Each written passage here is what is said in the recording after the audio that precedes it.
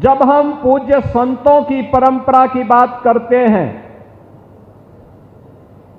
तो मध्यकाल में जब देश गुलामी की बेड़ियों से जकड़ा हुआ था, विदेशी आक्रांताओं के द्वारा भारत की धर्म और संस्कृति को रौंदा जा रहा था, उस कालखंड में ज्योति की एक पुंज के रूप में सद्गुरु रविदास जी महाराज का आविर्भाव होता है। काशी में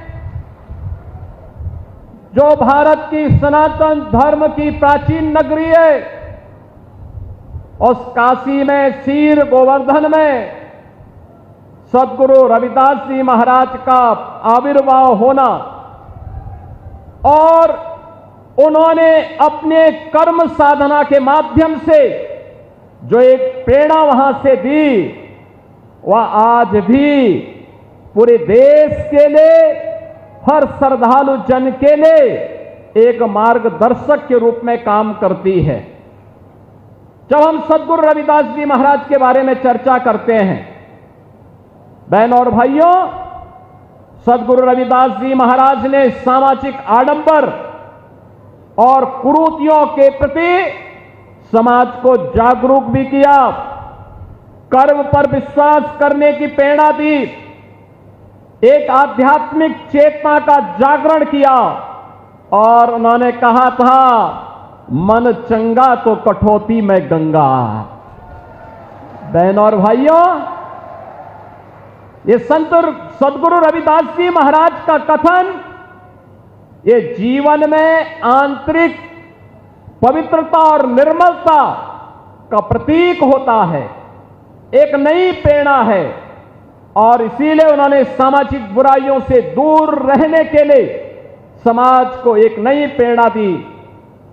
संत रविदास जी महाराज के गुरु रामानंद जी महाराज ने कहा था, जाति पाति पूछे नहीं कोई, हरि को भजे सो हरि का होई।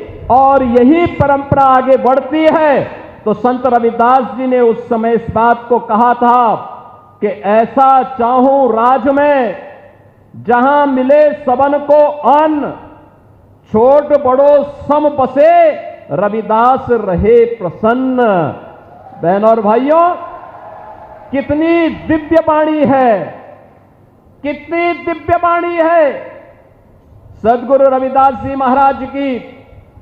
उन्होंने कहा, यह रविदास तब प्रसन्न रहेगा जब बिना भेदभाव के सबको समान रूप से अधिकार मिलेगा, सबको अन्न मिलेगा। और याद करिए, संत रविदास जी महाराज की इन बातों को अक्सर सह किसी ने लागू किया।